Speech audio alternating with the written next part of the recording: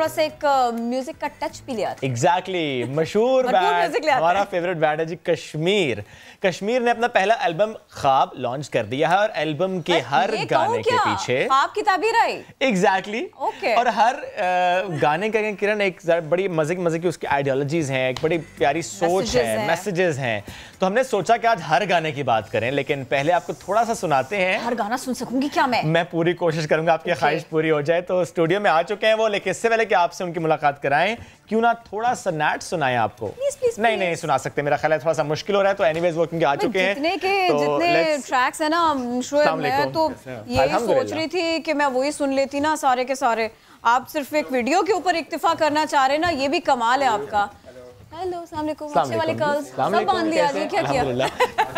इस तरफ आने तो मुझे, आप इस तरफ आ जाओ, बाकी आप लोग प्लीज मैनेज करिए, बैठिए। अच्छा जी, ये जो मनाज़िर आप देख रहे हैं ना, ये कश्मीर बैंड जो है ना, उनका जो एल्बम लॉन्च हुआ है, ये उसमें से कुछ हमने थोड़ा सा हिस्सा निकाला है, थोड़ा सा हिस्सा। हाँ, कुछ हम आपको उसके वीडियो सुनाते हैं जी, सुनाते हैं थोड़ा सा। सही है ना, या मैं बेखर रहा था मैं, बादलों ने भी साया ना दिया है, बारी ये कदम क्या दिल में है वजन, तू जा रहा है कहाँ, अपनी मंजिल तो बता।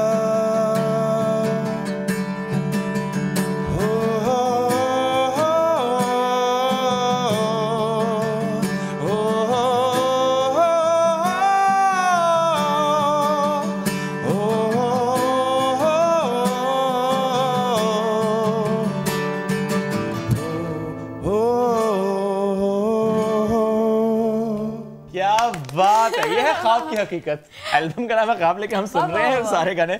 गुड मॉर्निंग कहेंगे आप सबको। बिलाल, कितने दिन हुए लॉन्च हुआ ये एल्बम? 2 दिन हुए। And how is the response so far? काफी अच्छा, हम खुद काफी ज्यादा सरप्राइज हैं रिस्पांस से। सरप्राइज क्यों है? हिंट्स तो आपको मिल गए होंगे ना, लोग ऑलरेडी इतना पसंद करते हैं, इतना सराहते हैं। इस नौयत के लॉन्च हमने इससे पहले नहीं किया था, क्योंकि हमने अपने एल्बम भी साथ रिलीज किए और हमने म्यूजिक वीडियो भी साथ रिलीज किए। ओके, इंडिविजुअल सॉन्ग्स तो थे जी पहले। लेकिन हमारा फॉर्मूला ये था कि हमने पिछले 2 साल में एक करके म्यूजिक वीडियोस रिलीज किए हैं, और अब जो है वो हमारी फाइनल वीडियो जो आई है धूप की, उसके साथ हमने एल्बम पूरा कंपाइल करके एक रिलीज कर दिया है। फिजिकल कॉपीज भी रिलीज की हैं और डिजिटल मीडिया पे भी। डिजिटल मीडिया किस किस प्लेटफॉर्म पर? अभी फिलहाल तो ये YouTube पे अवेलेबल है, पटारी पे भी है, और 2-3 दिन में ये जो है Spotify, Deezer, iTunes, basically 140+ music platform. अभी तो आप लोग खुश हो रहे होंगे ना, तो फिर मैं एक काम करती हूँ ना, मैं अगला क्या है की तरफ नहीं जाती। अभी सिर्फ मुबारकबादें, मैसेजेस आ रहे हैं, फोन कॉल्स आ रहे हैं, शुक्रिया, तड़ी मेहरबानी, यही चल रहा है। क्योंकि ज़ाहिर है बड़ा लंबा अरसा लगा आप लोगों को इस एल्बम को कंपाइल करने में। बिलाल, ये बताएं कि जिस तरह हमने पहले भी कहा कि हर गाने की एक सोच है, एक बड़ा पीछे एक सफ़र है, तो ख्वाब का सफ़र क्या है, सोच क्या है इसकी?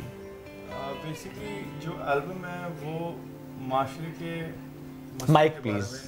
ये जो पूरी एल्बम है, ये माशरे में जितने भी मसले हैं, छोटे मसाइलों के बारे में, जो कि लोग इग्नोर कर देते हैं बट बाद में जाके वो बड़े मसाइल बन जाते हैं। जैसे कुछ गाने इसमें, इस सोच एक गाना इंसोम्निया के बारे में। इंसोम्निया को वैसे अगर आप किसी दोस्त से बात करें या कि अपने घर वालों को भी बताएं, कहते हैं इंसोम्निया क्या है, दवाई ले लो नींद आ जाएगी, ये तुम सोए नहीं हो, तुम्हारी रूटीन ख़राब हुई हुई है, but it is a thing. और वो छोटी चीज़ें जो है ना आपको फीड करती हैं आप पे, और फिर वो एक बड़ी प्रॉब्लम बन जाती हैं later on in life, build up होती रहती है।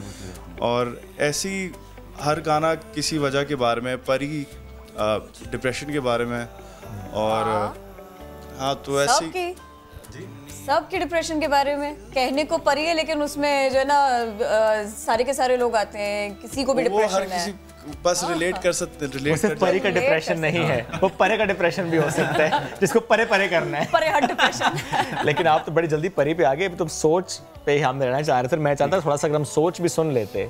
ठीक, बारी बारी सुनते हैं ना, किरण की सारी ख्वाहिशें पूरी करते हैं आज। अच्छा कॉन्सेप्ट है। Yes, I like it.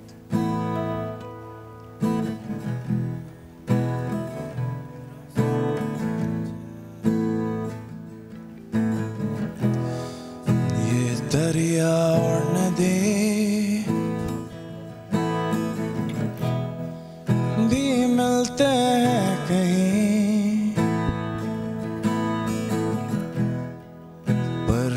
जो मेरी माँ ने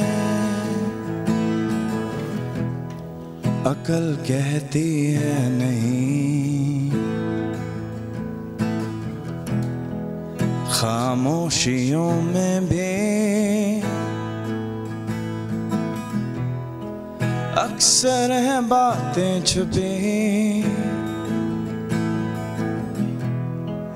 पर ये तो वो ही जाने जो कुछ भी कहता नहीं।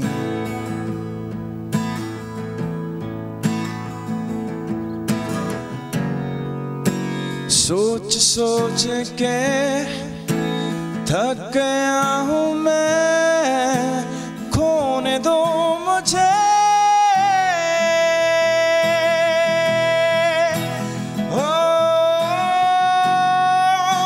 सोच सोच के थक गया हूँ मैं, सोने दो मुझे। सोच सोच के थक जाता है इंसान, नींद नहीं आती। बहुत अच्छा लिख दिया, वाह वाह। ये और ये जो आपका ये माइक दूर ले जाके माइक लगा होता है। नए साउंड वाले आप लोगों को बोलते हैं, इसको बोले माइक पीछे करे, माइक पीछे करे, पूरे सुर आ रहे हैं। फेवरेट कौन सा है आपका अपना इस एल्बम में? मेरा फेवरेट धूप है। धूप है जो अभी हमने जिसकी वीडियो रिलीज की है। और वो क्यों है फेवरेट?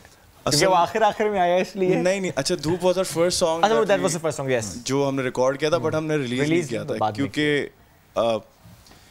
बस एक उससे लगाव था और ये बहुत काम करना था। और मैं आपको बताना चाहूँगा, इसमें जितने भी लोग इन्वॉल्व थे, from the band to the director की टीम, 2-2.5 साल से हम इस पे काम कर रहे थे। और इसकी हर एक मूवमेंट तक, जो एक हेड मूवमेंट तक है, वो तक कोरियोग्राफ्ड है। और ताकि वो फीलिंग मिस नहीं हो कहीं पे भी। जो अल्फाज कह रहे हैं वहाँ पे वो मूवमेंट है, हेड की, टिल्ट है, सबकी। तो बहुत प्रैक्टिस जब स्टार्ट होता है तो वैसे आते साथ ही अभी आ भी रहा है वो टीवी पे, तो वो हेड टिल्ट करता है, तो उसकी भी एक वजह है। क्या वजह है इसकी? ये समझाएं, आप समझाएं। नहीं कुछ, अच्छा मैं आपको एक हिंट देता हूँ। हम लोग ने 6 अल्फाज वो मैंड्रिन के अंदर रिलीज किए थे, और वो 6 अल्फाज की भी वजह थी। वो मैं वजह आपको बताता हूँ। वो एक तरीके से आपका ईस्टर एग था। आखिरी में एक वॉक है चाइना टाउन में। वो चाइना टाउन में जो वॉक है, अगर आप नोटिस करेंगे ना, पीछे लाइट में वो अल्फाज जो हैं आ रहे हैं और जा रहे हैं। तो ऐसी छोटी छोटी चीजें हैं। मैं अगर सब बता दूंगा आपको तो फिर आप ध्यान से सुनना भी पड़ेगा, देखना भी पड़ेगा। ये वाकई ऐसी वीडियो जितनी दफा हम खुद भी देख रहे हैं ना, हम नई नई चीजें ढूंढ रहे हैं। मतलब आज भी मैं इससे बात कर रहा था, यार तुमने वो जगह पे वो चीज देखी, मैं बता नहीं रहा कौन सी चीज। मास्टरपीस बनाया है। किसने किया है ये सब? कुछ डायरेक्टर ने किया है, उनकी टीम ने किया। उमर अनवर इसके डायरेक्टर हैं। वो हमारे बड़े भाई की तरह भी हैं, हमारे मेंटोर भी हैं। उनका सिर्फ वीडियो में ही नहीं, इस एल्बम के बाहर आने में भी उनका बहुत बहुत अहम किरदार उन्होंने अदा किया। और ये कि सॉरी ना बात कट रही है, बट क्या करूँ मैं। ये बताया कि ये इतना कुछ जो आपका पूरा सफ़र है ना, ये सब होता चला गया, ये पहले से सोच के कुछ रखा हुआ था आपने? ऐसे ना फैंस को हैरान करेंगे, ऐसे थोड़ा सा परेशान करेंगे, यूं इन्वॉल्व करेंगे, यूं करके चीजें फ्लोट कर देंगे। सफर में हम खुद भी बहुत हैरान हो जाते हैं। हमें भी समझ नहीं आता कि ये क्या हुआ है हमारे साथ। कोई स्ट्रैटेजी नहीं है जो होती है, उससे अलग चले जाते हैं, फिर उस पे एक नई स्ट्रैटेजी बनती है। टीम पाकिस्तान की तरह तो नहीं जाते ना इंटरनेशनल इवेंट्स में, वो सोच के कुछ जाते, करके कुछ जाते। होता कुछ और ही है। मैं टीम के बारे में कुछ नहीं बोलूंगा, मुझे बहुत पसंद है। ठीक है, मेरे भी दिल के करीब होती है, चाहे तुम जीतो या हारो, हमें तुमसे प्यार वाली बात है। आ जाती है ना, बिल्कुल जी, बिल्कुल बात होती है। हाँ जी, वापस म्यूजिक पे आ जाते हैं। मैं थोड़ा सा पीएसएल की तरफ चली गई थी, वो वापस आ जाती है। वापस आए, थोड़ा सा मुझे बताएं, वैसे आप बताएं मुझे कि कैसे मैनेज कर पाए आप इन 2-3 सालों में टाइम को, बिकॉज़ ज़ाहिर है इट्स नॉट जस्ट म्यूजिक, और भी तो म्यूजिक ज़्यादातर अभी मैं पढ़ रहा हूँ। ओके, मतलब अभी पर्सनल लाइफ में यही मसरूफियत है, to be honest with you. ये ज़्यादा बड़ी मसरूफियत है। मतलब हाँ, अभी मेरे मतलब this is my last semester, so ज़्यादातर फोकस टुवर्ड्स म्यूजिक ही थ्रू आउट। जैसी Pepsi battle of the band से भी जीते हैं, उसके बाद भी हमेशा से बाद भी एक टाइट अवार्ड मिला है। This is the first love. नहीं, उसके बाद सॉरी, इसके बाद भी तो एक अवार्ड मिला है हमें। यस, बिल्कुल बिल्कुल। उनको याद है, आपको याद भी नहीं है? वो उसको थोड़ी देर मैंने अभी मैं उसी फ्रेज में था और एकदम से आगे का। अच्छा, और आपने आज आने से पहले कसम खाई थी, मैं सिर्फ जो है ना ई करके दिखाऊंगा, हंस के दिखाऊंगा, मैं बोलने वाला कुछ नहीं हूं मैं। ये तो मोस्ट चीयरफुल गाय है ना बैंड, ये मतलब इसकी ऐसी बड़ी मशहूर है। हां, सही मशहूर है। $1 million $1 स्माइल, क्या बात है, क्या बात है। तो और नेक्स्ट कौन सा हम सुन रहे हैं गाना किरण? प्लीज कौन सा? मेरा प्यार अगर ये सुन ले हम। प्लीज सुन सकते हैं मेरा प्यार। फिर हंसने के अलावा बात भी करनी पड़ेगी।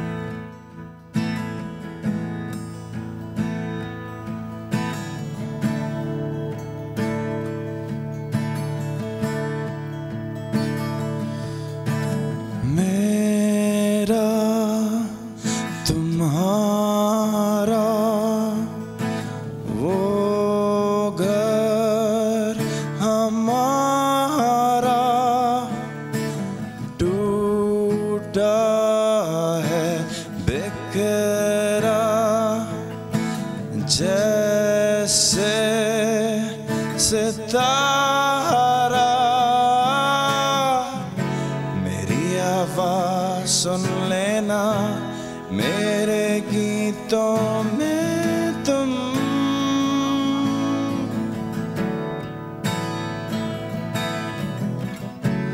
वो अल्फाज चुन लेना जो हो जाते थे गुम। हो मेरा प्यार तुम्हें हो, तुम ही तो जाना, मेरे साथ तुम्हें हो, तुम ही तो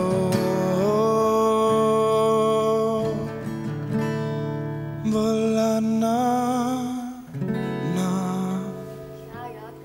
आप लोगों ने वाओ, जबरदस्त जबरदस्त।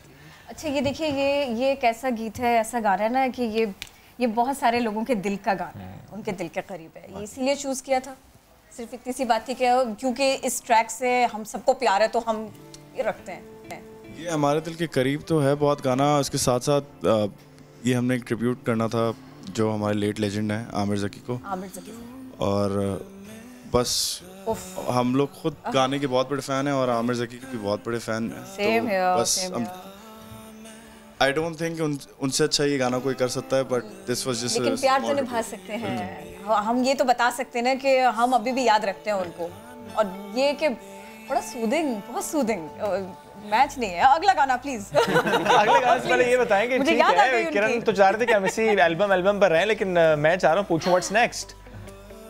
नेक्स्ट प्रोजेक्ट आज जरा बताएं ना। कि हमसे अक्सर लोग यही बस पूछते रहते हैं कि अभी तक जर्नी कैसी रही है, और we want our fans and the country to know कि हम लोग अभी मजीद क्या सोच रहे हैं प्लीज। और उसमें यही है कि सेकंड एल्बम पे हमने ऑलरेडी काम शुरू किया। ओके, हमारे अच्छे खासे गाने जो हैं उनके नाम पूछ लो एल्बम का। नहीं, नाम बिल्कुल हम लोग एंड पे डिसाइड करते हैं इस तरह से।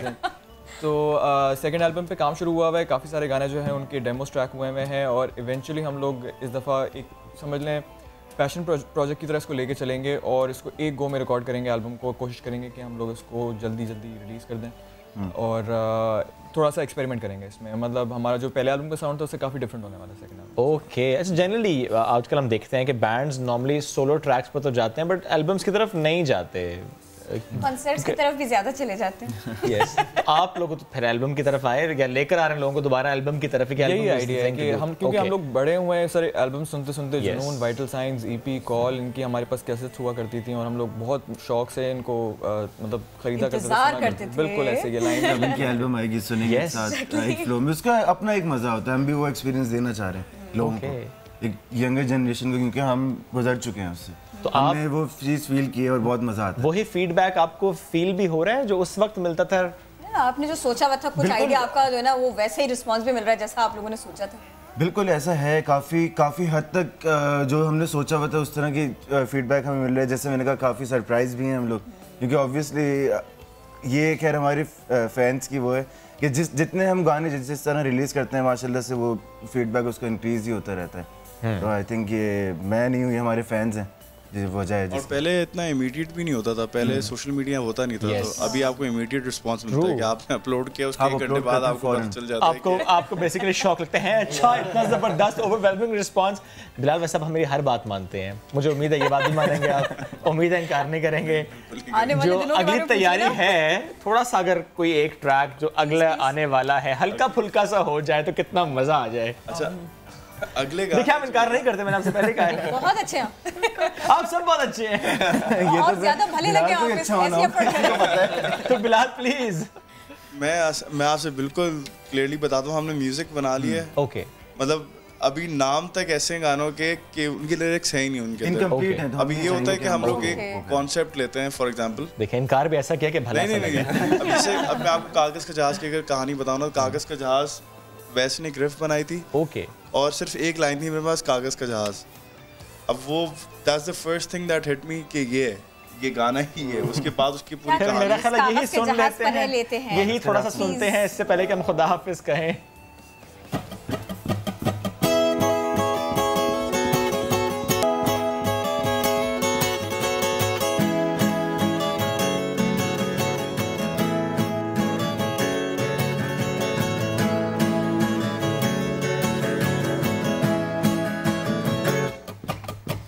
कागज का जहाज बना के मैंने उड़ा दिया, गम को सारे मैंने अपने यूं ही है बुला दिया। झूठे सपने दिखा के तूने मुझे हिला दिया, जेब खाली और नाम ना होने का ये क्या सिला दिया। ये सारे धोखेबाज हैं, ये सारे धोखेबाज हैं। क्या बात है, क्या बात। Thank you so much. वैसे why all wearing black shirts, कहानी क्या है इसके पीछे? अच्छा कॉपी किया मुझे आपने? आपको पता चली गया। थैंक यू सो मच, बहुत अच्छा लगा। और ये this was one of my favourite track actually. बहुत हमेशा ही बड़ा मजा आता है आप लोगों से मिलके।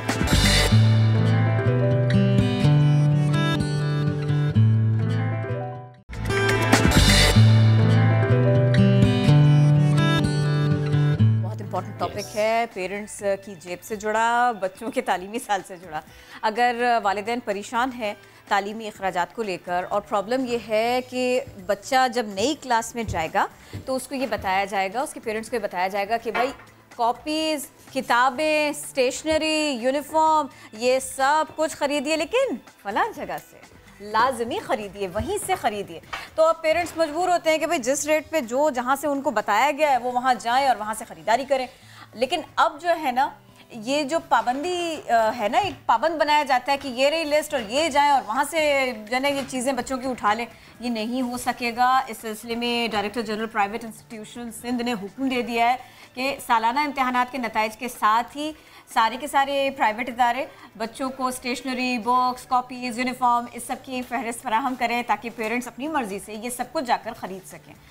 वो जो नहीं है को वाला जो एक इम्पैक्ट होता है, फला जगह से लेंगे थोड़ा सा ज़्यादा महंगा मिलेगा लेकिन फला जगह से ले सकते हैं तो थोड़ा सस्ता मिलेगा। अगर ये ऑप्शन हो फिर तो करना यही चाहिए कि जहाँ से आपको सस्ता मिल जाए, करना तो यही चाहिए। बट यहाँ पर भी एक इशू ये है किरण कि फॉर एग्जांपल एक स्कूल का ऐसा यूनिफॉर्म है जिस पे लोगो भी जो है वो स्टिच हुआ हुआ है या प्रिंट हुआ हुआ है, तो वो हर जगह से मिलता नहीं है। वो 2-3 शॉप्स होते हैं जिनसे उनका कॉन्ट्रैक्ट होता है, तो आपके हाथ फिर वहाँ बन जाते हैं कि आपको वहीं से लेना पड़ता है। एनीवेज इस इशू को टैकल कैसे किया जा रहा है, स्कूल्स को पाबंद कैसे बनाया जाएगा?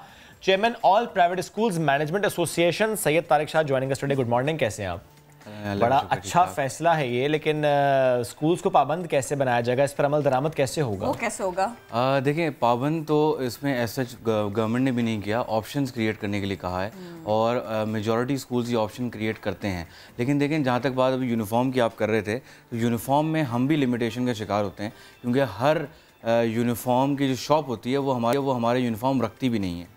एक पर्टिकुलर एक इलाके का अगर स्कूल है, उसका एक ही कैंपस है, तो फिर उसके करीबी यूनिफॉर्म वाले जो हैं वही रखते हैं। अगर कोई दूर का यूनिफॉर्म वाला या बड़ी कंपनी है वो नहीं रखती, क्योंकि उनका कहना ये होता है कि कस्टमर हमारे पास नहीं आते, हमारा स्टॉक ज़ाया हो जाता है। तो इसलिए हम भी लिमिटेशन का शिकार हो जाते हैं कि यूनिफॉर्म को पर्टिकुलर वेंडर्स के पास रखवाना पड़ता है, बल्कि रखवाना के उनको ऑर्डर देना पड़ता है कि आप ये करें, और बच्चे फिर वहाँ से जाके लेते हैं। और कन्वीनियंस प्रोवाइड करने के लिए स्कूल्स जो हैं वो अपने पास भी प्रोवाइड करते हैं बुक्स, कॉपीज़।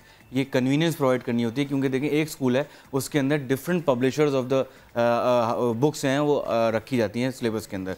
अब अगर एक पेरेंट उर्दू बाज़ार जाएगा और वहाँ जाके वो एक पब्लिशर के पास जाएगा, सेकंड, थर्ड, फोर्थ, तो वो उसको बहुत मुश्किल पेश आती है। और गर्मियों के अंदर सेशन स्टार्ट होता है, ये मुश्किल उठाने को तैयार है तो why not go to Urdu Bazaar. हम तो बुक्स की बात हो गई, स्टेशनरी और समटाइम्स कॉपीज की लोगो वाली कॉपी ही चाहिए। देखिए लोगो वाली कॉपी तो इतना ऐसा जितना इशू बड़ा नहीं होता है, लेकिन मसला ही आता है वो ले रहा है और परेशान हो नहीं, वो परेशान इसलिए हो रहा है क्योंकि उसको क्वालिटी कॉपी खरीदनी पड़ रही है। इसको थोड़ा टेक्निकल चीज़ है, हम भी पेरेंट के साथ हैं, हम भी पेरेंट के साथ हैं। ऑब्वियसली उन पर बर्डन पड़ जाता है क्योंकि महंगाई बढ़ रही है, पेपर की कॉस्ट बढ़ रही है, हर एक पे एक बर्डन शिफ्ट हो रहा है। लेकिन देखिए जब कॉपी एक स्कूल स्पेसिफाई करता है ना, उसका मकसद ये होता है कि एक करिकुलम बनाया है पूरे साल का। अब स्कूल को पता है कि कितना काम होना है, कितना होमवर्क होना है, और कितनी राइटिंग वर्क हमें कराना है, कितना ओरल वर्क कराना है। उसके हिसाब से कॉपी जो है ना, उसके पेजेस डेजिग्नेट किए जाते हैं। और यूनिफॉर्मिटी रखने के लिए कि हमारे स्कूल की कॉपी है, इसलिए उसका लोगो लगाया जाता है। यूनिफॉर्मिटी के बैनर तले जो भी कुछ हो रहा है ना, आप पेरेंट्स ही की बात मैं फिर से करूंगी, जो साल के आखिर में ना यूं करके कॉपी खोल के दिखाते हैं, ये बताओ इसमें से इतने यूज़ हुए थे, इन्होंने देखो ये कर दिया। दूसरे ये कि अब तो जब हम मॉडर्न टेक्निक्स के ऊपर जा रहे हैं, और जाना चाहिए बच्चों को एजुकेट करने के लिए, ये जो आप खूबसूरती से करें ना, उस तसल्ली से बिल्कुल जाना चाहिए। कब जाएंगे? क्योंकि बाहर तो ये हो रहा है, बाहर तो पेपर फ्री हो चुका है, रिसेंटली देखा भी है, कॉपीज एंड इस सब की बात कर रहे हैं। आपने रिसेंटली देखा है कि अभी 15 डेज बंद हुए हैं, तो काफ़ी स्कूल्स जो हैं वो ऑनलाइन लेक्चर्स पे आ गए हैं। ऑनलाइन वबा की बात है ना, नहीं स्कूल्स ऑनलाइन लेक्चर्स पर नहीं आए, स्कूल आए, स्कूल्स नहीं आए, यूनिवर्सिटीज आई हैं। नहीं स्कूल्स भी आए हैं, कैसे भी आए हैं। कैसे ऑनलाइन लेक्चर हो रहा है? ऑनलाइन लेक्चर इस तरह हो रहा है, एक सॉफ्टवेयर है जूम, उस पर जाके जो है वो लेक्चर्स होते हैं, और बच्चे जो है वो उसको ऑनलाइन देखते हैं। टीचर एक ऑनलाइन लेक्चर अपलोड कर रही है या कर रहा है? नहीं, लाइव भी जा रहे हैं, उसमें अपलोड भी होता है, लाइव भी होता है। और गूगल क्लासरूम की बात कर रहे हैं? एग्जैक्टली, गूगल क्लासरूम में ये ऑप्शन है लाइव, बिल्कुल है। अच्छा, और इवन व्हाइट बोर्ड जो है वो आपका टैबलेट बन जाता है टीचर के पास जो होता है, और वो उस पे बच्चों को पढ़ा रहा है। स्कूल्स आपकी नजर में ऐसा कर रहे हैं? अभी तो ऑब्वियसली एक नया सिस्टम स्टार्ट हुआ है, तो हार्डली कोई स्कूल नहीं गुजरा, नहीं हार्डली 2-3% स्कूल्स ने स्टार्ट कर दिया है। 2-3% लेकिन इट्स अ स्टार्ट, बारिश का पहला कतरा ही एग्जैक्टली, ऐसा कोई इशू। अच्छा जी, जिस तरह किरण भी बात कर रही थी लोगों की, सर मुझे बुक की तो समझ आती है कि आप कहें जी बुक आपने यही लेनी है, ठीक है, वो तो फिर पेरेंट के पास ऑप्शन भी है, अच्छा बुक मैं इस शॉप से लूँ या इस शॉप से लूँ, जाहिर है वो बुक के पास आपके पास ऑप्शन है। लेकिन कॉपी वाली बात मेरी समझ से बाहर है। लोगो वाली कॉपी जरूरी क्यों है? ये यूनिफॉर्मिटी क्यों चाहिए कि एक जैसी कॉपी ही हो? देखिए वही मैंने कहा, लोगो इतना इशू नहीं है, हम इस पे स्पेसिफाइड पेजेस और क्वालिटी ऑफ द पेज पे भी हम फोकस करोगे। सर सादे पेज पे बच्चा लिख ले तो उसमें क्या? नहीं, सादे पेज पे लिख ले, मसला है उसकी इंक दूसरी तरफ चली जाती है, फिर वो बच्चा पढ़ नहीं पाता। जब वो रिवीजन की तरफ जाता है, मिड टर्म्स में या असेसमेंट की तरफ, तो वो सही तरह राइटिंग जो है समझ में नहीं आती। सर आज भी इंक आगे पीछे हो जाती है। हैं जो मैं प्री स्कूलिंग की बात करूं, वो कॉपीज की तरफ नहीं जाते, वो एक पेज फॉर दैट वर्कशीट्स दे रहे हैं। उसमें भी तो ये हो रहा है, बचत हो रही है ना, बजाय इसकी पूरी कॉपी बच्चे को दे दें। बचत हो रही है, लेकिन वर्कशीट की भी तो पैसे लिए जा रहे हैं। पहले आप ये देखें ना, वर्कशीट के चार्जेस भी होते हैं, लेकिन इसमें ज्यादा खर्च हो रहे हैं। कैसे? वर्कशीट जो है, तो कॉपी ले ही नहीं रहे, कॉपी ले नहीं, लेकिन कॉपी की जो कॉस्ट है वो वर्कशीट की कॉस्ट से ज्यादा है। मैं भी तो यही कह रहा हूँ, कॉपी की कॉस्ट ज्यादा है। कॉपी की कॉस्ट कम है, वर्कशीट की ज्यादा है। ओके, वर्कशीट की कॉस्ट ज्यादा है। अब आ जाते हैं एक और मामले की तरफ, फी का मामला। ज़ाहिर है हम पिछले कई सालों से बात करते आ रहे हैं कि ज़ाहिर है एक प्रॉपर मैकेनिज्म होना चाहिए, वो स्कूल एसोसिएशन, वो पेरेंट्स एसोसिएशन मिलकर बैठे तय करें कि अच्छा फीस का स्ट्रक्चर कैसे तय होना है कि जो सालाना फीस बढ़ती है। ये तो मामला हालांकि कोर्ट तय कर चुके हैं, फिर भी कई जगह से खबरें आती हैं कि मामला उस तरह से ये तय हुआ नहीं है। तो मुझे फिर ये बताएं कि आज भी अगर कोई स्कूल एक बच्चे से ये कहता है और उसके पेरेंट्स से ये कहता है कि आपको जून जुलाई की फीस अभी देनी है, फरवरी में देनी है, मार्च में देनी है, और जून जुलाई का वेट नहीं करना है, हालांकि ये तय है कि अगर आप चाहें तो आप जून की फीस जून में दें, जुलाई की फीस जुलाई में दें, वाउचर थमा दिया मार्च में, यू हैव टू पे दिस फीस इन मार्च। वो पेरेंट कहाँ जाए? वो कंप्लेन करे, स्कूल्स कह रहे हैं बच्चा ले जाओ अपना। नहीं, देखें इसमें एक तो बात ये है कि पेरेंट उन मंथ्स में पे भी करें ना, फिर ये लास्ट ईयर हमने भी देखा जब ये डिसीजन आया था, पेरेंट ने उन मंथ्स में पे नहीं किया। आफ्टर ऑल उन्हें पे किया, ऑब्वियसली उनको जब बच्चा वापस आया स्कूल के अंदर तो उनको पिछले एरियर्स पे करने पड़े। लेकिन देखें स्कूल की ओनली सोर्स ऑफ इनकम क्या है? फ़ी कलेक्शन। अगर पेरेंट उस मंथ में दे दें तो हमें कोई इशू नहीं है। और ऑब्वियसली कोर्ट के ऑर्डर कुछ पेरेंट्स उस मंथ में नहीं दे रहे तो उसका बोझ बाकी तमाम पेरेंट्स पे डलेगा। कुछ नहीं है इसमें, मेजॉरिटी आई थी क्योंकि बच्चा स्कूल नहीं आ रहा था, पेरेंट कहते हैं यार जब स्कूल जाएगा जब हम पे कर देंगे। एक नॉर्मल रुझान ये है। लेकिन देखिए कोर्ट के ऑर्डर्स हैं, everyone is bound to follow it and we are also enforce it. Parent क्या करे? पेरेंट को डायरेक्टरेट से जो है वो एक कंप्लेन लॉन्च करनी चाहिए और directorate is very active in it. वो फॉरेन जो है स्कूल्स को रास्ता करके कंप्लेन का नतीजा अगर ये निकले कि उस बच्चे को फेल कर दिया जाए, स्कूल से निकाल दिया जाए, तो फिर क्या करेगी? ऐसा नहीं होता। बीइंग एन एजुकेशनिस्ट, देखिए हमारे कंसर्न होना चाहिए तो नहीं, लेकिन ऐसा होता तो है। नहीं ऐसा नहीं होता। देखिए अगर ऐसा हो तो बहुत सारे मामले फिर थोड़े से जो है ना वो वायरल हो जाते हैं, रिपोर्ट हो जाते हैं, और वो गाइड करे ना फिर क्या किया जाए। आपकी एसोसिएशन क्या करेगी उस पेरेंट के साथ? सपोर्ट करेगी? Exactly, yes, we will support it. अगर कोर्ट के ऑर्डर्स हैं, अगर स्कूल फॉलो नहीं कर रहा, पेरेंट आपसे कांटेक्ट कैसे करें? हमारा फेसबुक पेज है, हमारे हॉटलाइन नंबर्स फेसबुक पेज पे ऑनलाइन डले हुए हैं, वहाँ लोग कंप्लेंट करते हैं, सिलसिला चलता है, फिर हम डायरेक्टरेट से रुजू करते हैं, हम खुद भी स्कूल ओनर से बात करते हैं, और अगर स्कूल ओनर हमारी भी नहीं सुन रहा होता, अगर बहुत एक दो केसेस में आया तो हमने फिर डायरेक्टरेट को रेफर किया कि we won't back that school और आप जो कार्रवाई करना चाहें करें। ठीक है, ये बड़ी अच्छी बात है, गाइड कर दिया, ये बहुत ज़रूरी भी था। ज़रूरी है। और एक इशू मैं ज़रूर इसमें हाईलाइट करना चाहूँगा आपके प्रोग्राम में, जो कोरोना वायरस है, सब पेरेंट्स उसमें परेशान हैं कि 16 से बच्चों को भेजें या ना भेजें। लेकिन देखें इसकी WHO की, मैं भी आपकी शो से पहले अभी नई रिपोर्ट आई है उसको मैं पढ़ रहा था कि इसके अंदर जो है वो 20 ईयर से कम जो बच्चे हैं उनको सिर्फ 3% इफेक्ट करता है, और जो 3% और 40 से जो कम है, बिलो 40 जो पॉपुलेशन है वो 0.2% है।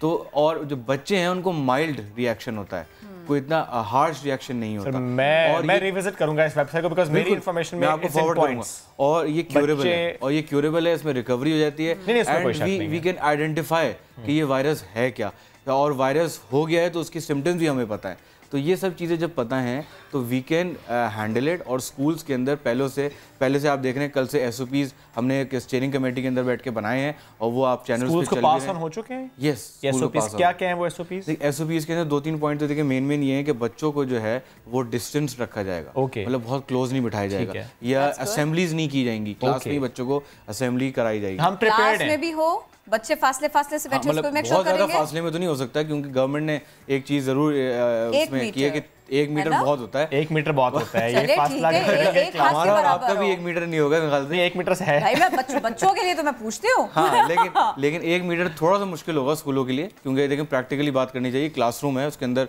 अगर 25 बच्चे बैठे हैं, 3-3 मीटर से बैठाएंगे तो क्लासरूम कम पड़ जाएगा। हाँ, लेकिन ये बच्चों का इंटरेक्शन कम से कम हो, जो बच्चे क्लासरूम के बस उन्हीं का इंटरेक्शन हो, फिर उनका जो है वो लंच टाइम और उससे पहले हाथ धोने पे फोकस्ड हो। अगर सैनिटाइजर्स बच्चे अफोर्ड कर सकते हैं तो वो जरूर लाएं, लेकिन स्कूल्स के अंदर स्कूल वालों से कर लो भाई, दे दो। लेकिन सारे नहीं कर सकते। देखें यहाँ पे वैरायटी ऑफ स्कूल्स हैं, 500 भी चार्ज कर रहे हैं सर, साबुन से हाथ धुला दें। मैं नेक्स्ट पॉइंट पे आ रहा हूँ, मैं नेक्स्ट पॉइंट पे आ रहा था कि अगर अफोर्ड कर सकते हैं वेल एंड गुड, वरना सोप्स यूज करें और हैंड वॉशिंग पे ज्यादा फोकस करें। थर्ड चीज ये है कि बच्चों को आइडेंटिफाई टीचर्स करें कि अगर कोई बच्चा कफिंग कर रहा है या बहुत ज्यादा निढाल सा नजर आ रहा है, या फिर जो है वो फीवर उसको है, तो उसको फॉरेन क्लासरूम से बाहर लाके पेरेंट को ये कि कंसेंट से उनको हॉस्पिटल भेज के चेकअप कराया जाएगा। ये SOPs 2-3 मेन है जिसको हम भी फॉलो करेंगे, और बच्चों की सेफ्टी के लिए सबसे ज्यादा बहुत जरूरी है, और एजुकेशन भी कंटिन्यू रखना जरूरी है। इसलिए तो हम समझेंगे वी आर प्रिपेयर्ड कि हम स्कूल्स मंडे से खोलेंगे, because schools are prepared to. तो पेरेंट्स ने भी घबराना नहीं है, क्योंकि स्कूल्स प्रिपेयर्ड हैं। कुछ प्रिपरेशन पेरेंट्स ने खुद करनी है ताकि अपने बच्चों को हम महफूज भी रखें और तालीम का हर्ज भी ना हो।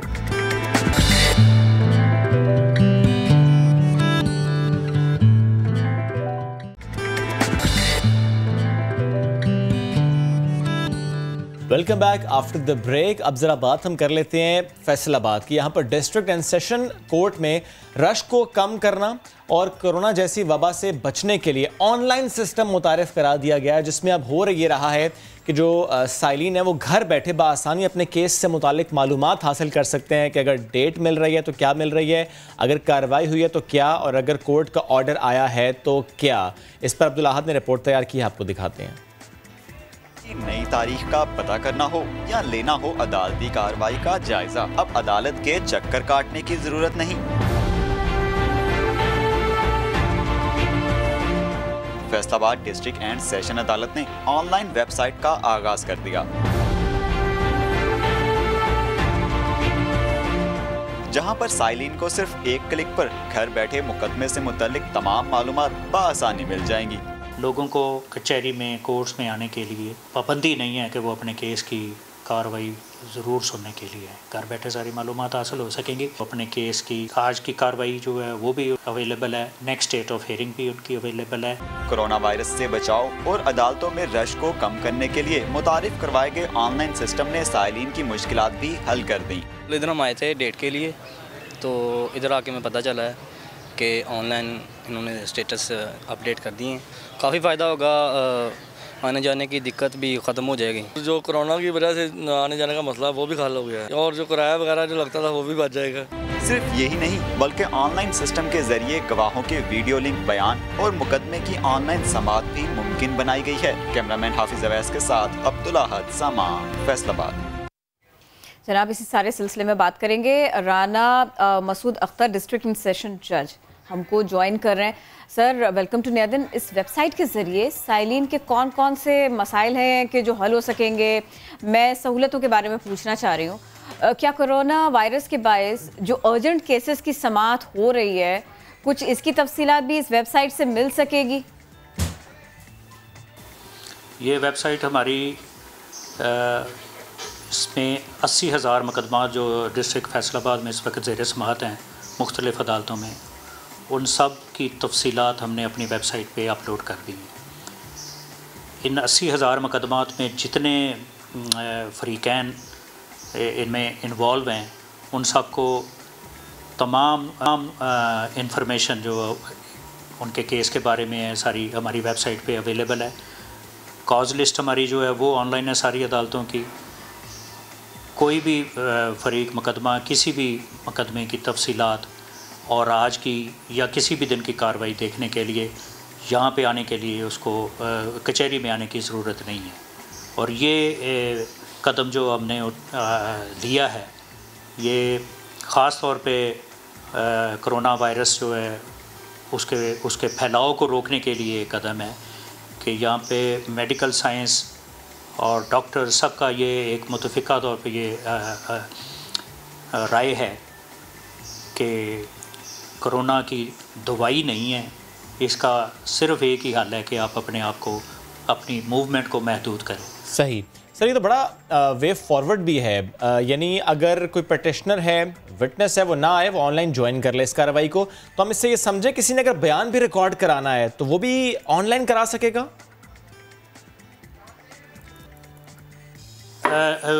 जो ऑनलाइन एक्सेस है वो हम कर सकते हैं, व्हाट्सएप कॉल भी कर सकते हैं और स्काइप पे भी कॉल कर सकते हैं। लेकिन जैसे मैंने कहा कि इस वक्त एमरजेंसी की सूरत हाल है और यहाँ पे सिर्फ अर्जेंट नेचर के केसेस टेकअप हो रहे हैं, बयानात गवाहान के या एविडेंस किसी केस में रिकॉर्ड नहीं की जा रही।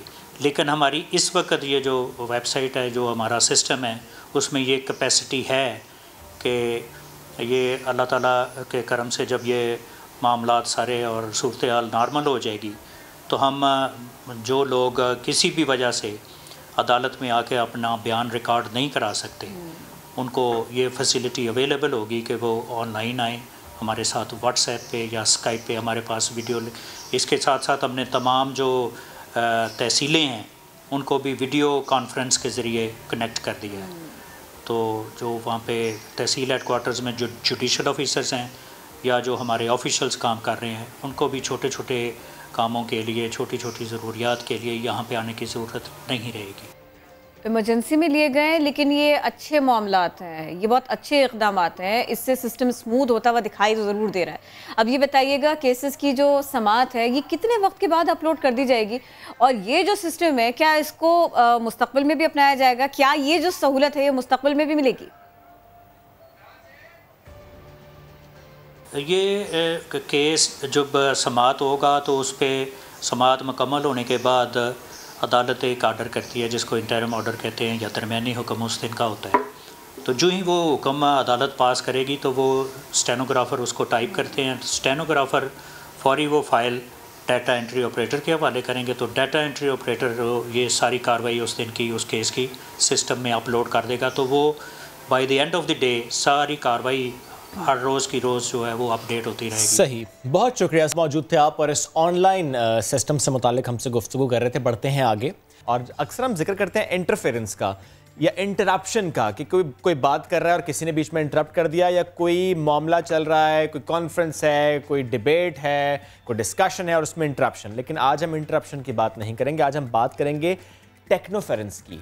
टेक्नोफेरेंस क्या है? टेक्नोफेरेंस ये है कि जो टेक्नोलॉजी इंटरप्ट करे। फॉर एग्जांपल किरण, जब पेरेंट्स टेक्नोलॉजी का इस्तेमाल इस तरीके से कर रहे हों कि उनका वो इस्तेमाल पेरेंटिंग को इंटरप्ट करे, कि जो वक्त उन्होंने बच्चों पर लगाना था, जो वक्त उन्होंने बच्चों को सिखाने में लगाना था, वो वक्त उनका इंटरप्ट कौन कर रहा है? कोई और नहीं, कोई फुप्पो नहीं, कोई चाची नहीं, कोई मामी नहीं, बल्कि mobile phone. That is technoference. तो इसी से मुतालिक हम आज गुफ्तगू करेंगे कि टेक्नोफेरेंस क्या है और इसकी वजह से क्या कुछ हो रहा है। साइंसदानों ने कहा है कि जब हम खाना खा रहे होते हैं, दस्तरखान पर बैठे हैं या टेबल पर बैठे हैं, और उस दौरान भी अगर वालिदैन मोबाइल फ़ोन का इस्तेमाल कर रहे हो, टैबलेट या जो भी टेक्नोलॉजी का इस्तेमाल है, समटाइम्स ये भी होता है कि लैपटॉप इग्नोर कर रहे हैं बच्चों को और टेंशन सारी की सारी इस तरफ है। अच्छा, वो इग्नोर करना भी नहीं चाह रहे लेकिन कर भी रहे हैं, जाहिर है, क्योंकि आपका ध्यान उस वक्त मोबाइल फोन पे या लैपटॉप पर है। आप बेशक कहें नहीं, वो मुझे एक बड़ी इंपॉर्टेंट ईमेल चेक करनी थी या मुझे फलानी अपडेट करनी बहुत जरूरी थी, ये वीडियो इतनी सी रह गई थी।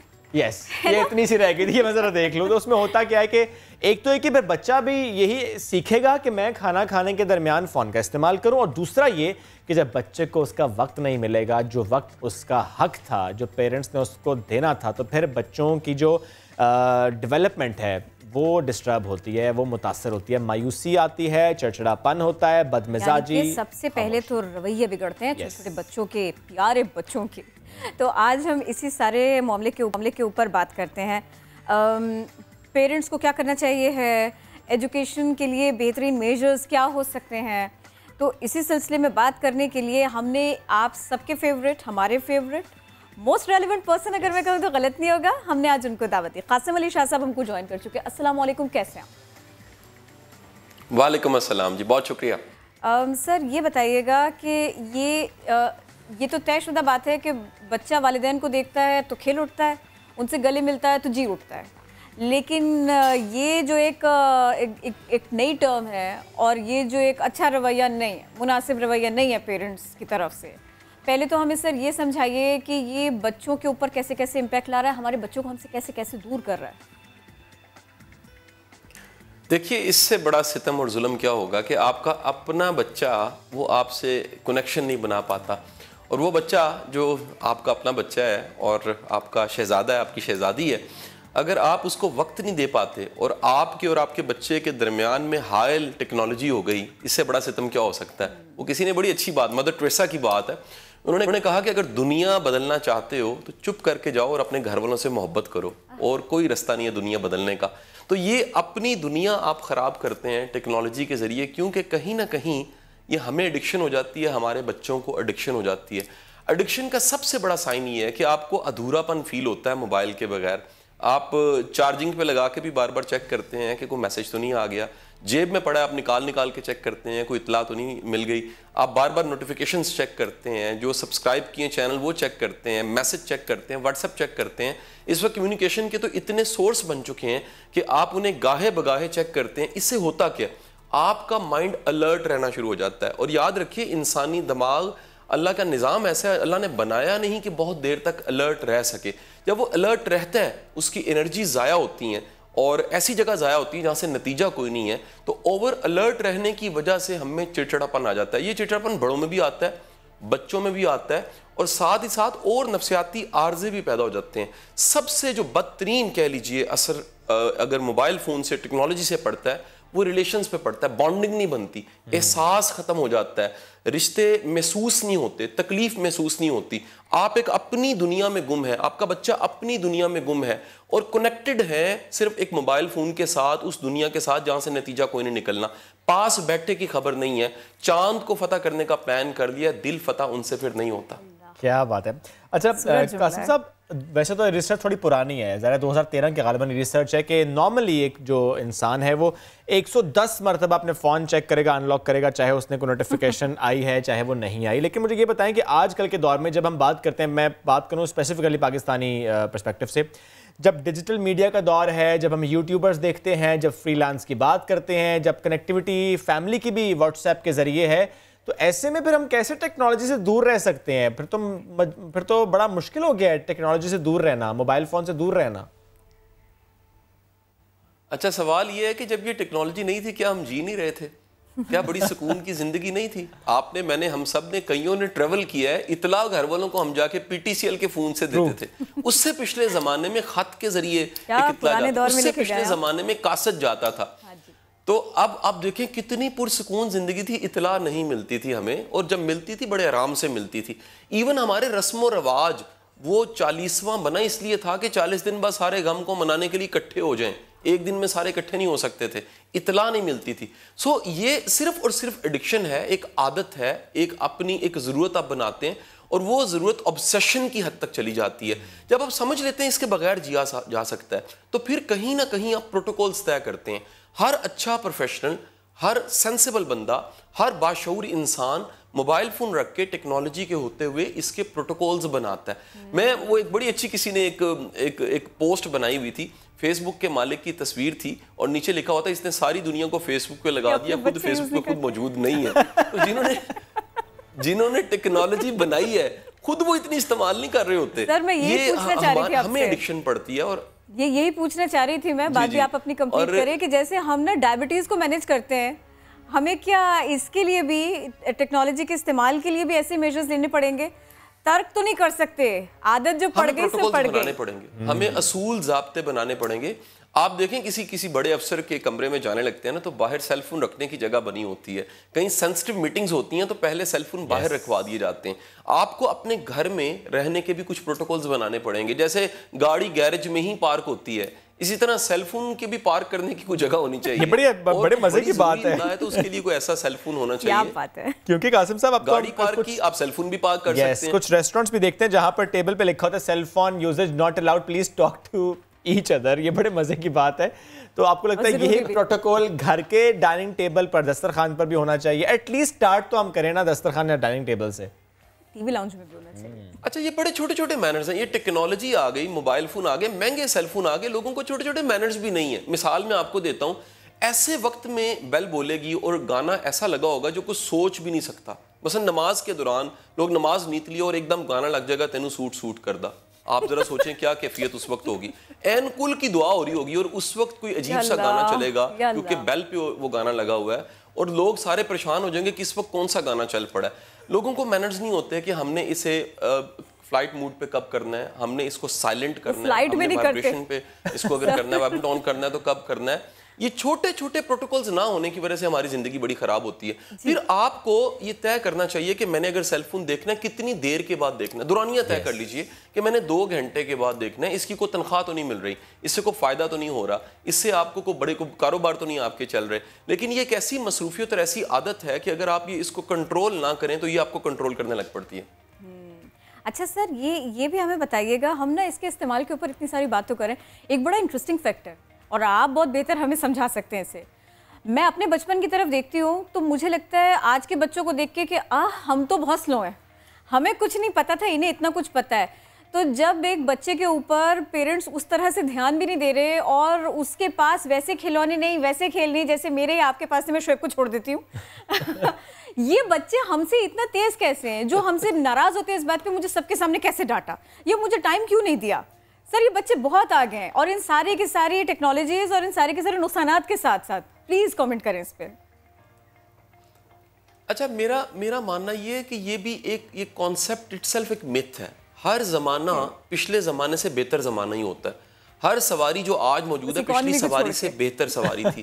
जो वसाइल आज है, इंसान ने प्रोग्रेस की है। ये पहिए से सफ़र है, ये पत्थर से सफ़र है, ये मेटल से सफ़र है, ये एग्रीकल्चर से सफ़र है, ये इंडस्ट्रियलाइजेशन से सफ़र है, ये आईटी का दौर आया और आने वाले 10 साल आर्टिफिशियल टेक्नोलॉजी के हैं। आप अंदाज़ा नहीं कर सकते कि एक छोटा सा मैसेज आपका वो पूरे का पूरा आपका कॉन्सेप्ट बता देगा। एक सब्सक्राइब करना आपका बताता है किसी चीज़ को कि आपकी सोच क्या है, पोस्ट आप क्या करते हैं बताता है आपका नज़रिया क्या है, लाइक आप क्या करते हैं पता लगता है फिलॉसफी आपकी क्या है, आपका एटीट्यूड, आपकी पर्सनैलिटी, आपका सोचने का अंदाज, ये आर्टिफिशियल टेक्नोलॉजी कहीं ना कहीं ट्रेस कर रही है, ट्रैक कर रही है और स्कैन कर रही है आपको। सो हमें लगता है हम मोबाइल देख रहे हैं, क्या पता मोबाइल हमें देख रहा हो और यकीनन हमें देख रहा है। ये इतनी तेज टेक्नोलॉजी है। सो ये सारे आने वाले ज़माने पिछले ज़मानों से तेज़ भी होंगे और आने वाली नस्लें हमसे ज़्यादा स्मार्ट भी होंगी। क्यों होंगी? क्योंकि इंसान ने प्रोग्रेस की है, हमें ये मानना चाहिए। और ये कोई मुआवजा नहीं है, यकीनन वो आसानी वाला वक्त, स्लो वक्त बड़ा अच्छा था, लेकिन इस मॉडर्न ज़माने ने हमें फ़ायदे भी बड़े दिए हैं। कमाल ये है कि इस टेक्नोलॉजी को आप इस्तेमाल करें, ना कि टेक्नोलॉजी आपको इस्तेमाल करे। कमाल ये कि आप प्रोटोकॉल तय करें कि मैंने इस टेक्नोलॉजी को कैसे लेकर चलना है, ना कि टेक्नोलॉजी तय करे मैंने इनके साथ कैसे चलना है। और सबसे अहम चीज़, अपनी टॉप प्रायोरिटीज़ को, 5 प्रायोरिटीज़ को अपनी ज़िंदगी में हमेशा सामने रखें। आपकी सेहत, आपकी फैमिली, आपका ईमान, आपकी प्रोफेशनल ग्रोथ और सबसे बढ़ के आपका अपना सुकून। अगर ये 5 चीज़ें आपके पास नहीं है तो दुनिया की बेहतरीन टेक्नोलॉजी का भी कोई फ़ायदा नहीं है।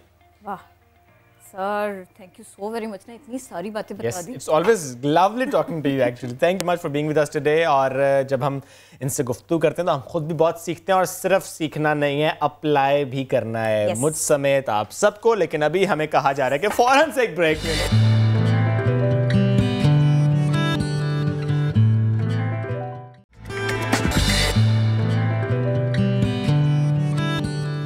पाकिस्तान के देही इलाकों की खवातीन की मुश्किल दूर करने वाले बिलाल बिन साकिब फोर्ब्स एशिया के 30 अंडर 30 एंटरप्रेन्योर की फहरिस्त में शामिल हो गए हैं। हम सब मुबारकबाद देते हैं उनको, और उनकी जो काविश है इस पर ज़ाहिर है हमने पहले भी उनसे बात की थी इसी शो में। मोमिन साकिब, बिलाल साकिब ने जब हमें ज्वाइन किया था, तैयबा नाम से प्रोजेक्ट है, H2O व्हील, यानी एक ऐसा पहिया जो कि खवातीन को सपोर्ट कर रहा है कि पानी भरें और आराम से लेकर जाएं, फिर वो बड़ा भारी मटका उठाकर एग्जैक्टली ले जाना नहीं पड़ता। तो हमें ज्वाइन किया है बिलाल बिन साकिब ने लंदन से, और वी हैव मोमिन साकिब फ्रॉम लाहौर। बिलाल, आपसे हम गुफ्तगू का आगाज़ करते हैं, बिकॉज ज़ाहिर है फोर्ब्स 30 अंडर 30 एक तो एफर्ट बढ़ी और फिर उसके बाद में उसको माना भी बड़ी जगह पर गया। कैसा फील कर रहे हैं और आगे क्या करना है, कितनी मोटिवेशन बढ़ी है सबके बाद में? जी बिल्कुल, बहुत अच्छा फील कर रही हैं। एक मोमेंट मिला है जहाँ पे एक अपॉर्चुनिटी मिली है, पाकिस्तान का नाम रोशन कर सकते हैं एक ग्लोबल लैंडस्केप में, क्योंकि एशिया में से बिल्कुल 30 लोग सिलेक्ट हुए हैं और उसमें नाम आया है। मोटिवेशन एज सच मिल जाती है, ऐसी चीज़ें मिल जाएं तो ठीक है, लेकिन जब तक आपका पर्पस बड़ा क्लियर और डिफिनिटिव हो तो आपको पता होता है कि आप क्यों कर रहे हैं, और मोटिवेशन आपकी मुझे लगता है फिर ऊपर से आती है और अंदर से आती है। ये बाहर की चीज़ों से इतनी फर्क नहीं पड़ता। बेशक। और ये भी बताइएगा, अब आजकल तो अब आपको जो है ना वो फिजिकल डिस्टेंसिंग है, सोशली कनेक्ट रहना है, ये सब कुछ करना है, और साथ में जो अच्छा काम आपने सोच के रखा है उसको भी करना है, ये सब कुछ आगे लेकर जाना है। फी ज़माना क्या कर रहे हैं? बिल्कुल घर में बैठे हैं, कोई काम नहीं हो रहा, या इस सिलसिले में थोड़ा सा एक्टिव हैं आप? नहीं, जिस तरह की हमने आपको पता है हम वैसे तो बैठ नहीं सकते, तो हमने यूके में एक इनिशिएटिव शुरू किया जहाँ पे हम अस्पतालों में डॉक्टर्स और नर्सेस को फ्री खाना दे रहे हैं, क्योंकि यहाँ पे तो रेस्टोरेंट्स वगैरह सब कुछ बंद है। यहाँ पे तो बहुत बुरा इम्पैक्ट हुआ है कोरोना का। तो हमने एक इनिशिएटिव शुरू किया 1 मिलियन मील्स, जो कि डेविड बेकम ने सपोर्ट किया है। हमें बोरिस जॉनसन प्राइम मिनिस्टर जो है उसकी तरफ से भी ईमेल आई है, तो ये मोमिन और मैंने मिल के 2 और लोगों के साथ शुरू किया है। वो वहाँ पे बैठा हुआ है, हम यहाँ पे तो ये टेक्नोलॉजी को यूज़ करके हम अस्पतालों में यहाँ के डॉक्टर्स और नर्सेज को खाना दिलवा रहे हैं सोशल डिस्टेंसिंग करते हुए। तो आई थिंक कि ये बड़ा ज़बरदस्त टाइम है। जिस तरह अल्लाह भी कहता है कि with every difficulty comes ease, हर बुरे वक्त के बाद एक अच्छा वक्त है। With adversity comes opportunity. तो आप किस तरह देखते हैं, किस पर्सपेक्टिव से देखते हैं? तो अभी भी ये टाइम है रिफ्लेक्ट करने का, देखने का कि यार हम क्या बेहतर कर सकते हैं, हमारी जिंदगी कैसे जा रही है, क्या living the same week again and again, सही जो हम कर रहे थे, इज दैट रियली लाइफ? तो आई थिंक ये एक बड़ी ब्लेसिंग है बैठ के सोचना और कॉन्टेम्पलेट करना। एग्जैक्टली बैठ कर सोचना कि अब हमें क्या करना है और क्या कुछ करना चाहिए था जो हम कर नहीं पाए अपनी मसरूफियत की वजह से। मोमिन, आप भी मुझे बताइएगा, ज़ाहिर है आप दोनों ने ये प्रोजेक्ट स्टार्ट किया और बड़ा अच्छा प्रोजेक्ट था ये H2O व्हील्स। इस वक्त भी चल रहा है ये प्रोजेक्ट, क्योंकि ज़ाहिर साइल तो हैं but at the same time rural areas हों, वो सिंध के हों, बलूचिस्तान के हों, वो कहीं के भी हों, वहाँ पर इस तरह फैसिलिटेट करना वो तो हर वक्त की ज़रूरत है। बिल्कुल। अभी हमारी जो लास्ट डिस्ट्रीब्यूशन हुई थी व्हील्स की, वो तकरीबन 1.5 महीना पहले हमने खुद जाके थरपारकर पे जाके ये व्हील्स बांटे थे। जो व्हील्स हैं वो तो 24/7 ही मदद कर रहे हैं उन फैमिलीज की। तो इटसेल्फ तो व्हील्स हम क्योंकि 5000 से ज्यादा बांट चुके हैं, तो वो तो मदद कर रहे हैं। और at the same time Tayyaba की जो हमारी टीम है टेक्नोलॉजी को यूज करते हुए, हमारी जो रिसर्च एंड डेवलपमेंट है, उस सब पे तो काम हो ही रहा है। और मोर देन दैट, मैं बिलाल भाई की बात को आगे ले जाते हुए यही कह दूं कि हम सबको सोशल डिस्टेंसिंग करने का तो इस वक्त कहा गया, जो कि बहुत जरूरी है। लेकिन हमें ये सोचना है कि हम इमोशनली एक दूसरे से डिस्टेंसिंग मत कर लें, जिसका मतलब हम अपना एहसास उस इंसान के लिए मत मार दें जिसको हमारी जरूरत है, जिस तरह के डेली वेजेस वाले वर्कर्स और बहुत से लोग जिस लॉकडाउन से इफेक्ट हो रहे हैं। तो हम घरों में बैठ के भी जिस भी अपनी कैपेसिटी में जिस तरह भी उन लोगों की मदद कर सकते हैं हमें करनी चाहिए। और इस टाइम को यूटिलाइज करना चाहिए कि कोरोना के दौर से जब हम बाहर निकले, हम एक नया स्किल सीख के निकले, एक बेहतर इंसान बन के निकले, क्योंकि हमें वक्त अल्लाह ताला ने दे दिया है। और हम हर वक्त रोते रहते हैं वक्त नहीं है, टाइम नहीं है। अब अल्लाह ताला टाइम दे दिया तो इसको हम बहुत सी अच्छी चीजों के लिए यूटिलाइज कर सकते हैं। और आप लोगों के साथ तो वैसे ही हमारा एक क्या दोस्ती का रिश्ता आपको पता ही है। आप लोगों को तो वैसे ही अब बात करते मुझे होता है यार, तो आपको पता ही है। अच्छा, मुझे ये बताइए, ये जुमला आजकल जब भी बात करते हैं ना कोरोना, तो बहुत कम लोग इसका इंतखाब करते हैं कि जब हम कोरोना से बाहर निकलेंगे। एक तो ये कि उम्मीद बहुत है इस बात में, अल्लाह करे कि ऐसे हो जाए, जल्द हो जाए।